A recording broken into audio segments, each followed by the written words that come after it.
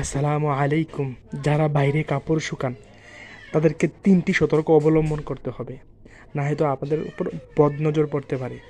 ৩টির মধ্যে ১ নম্বর উল্লেখযোগ্য হলো আপনার শারীরিকভাবে আপনি অসুস্থ হতে পারেন। ২ নম্বর হলো আপনার চেহারার ফেস কাটিং নষ্ট হবে। ৩ নম্বর হলো আপনার চুল পড়ার সমস্যা। এখন চুল পড়ার সমস্যা আপনার বেশিভাবে আকার দিতে পারে।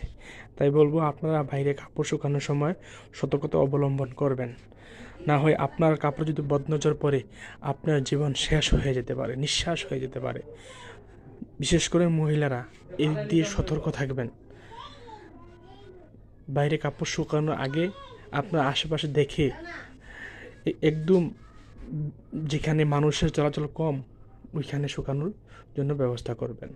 না হয় আপনারা ওখানে বিপদের সম্মুখীন হতে পারেন।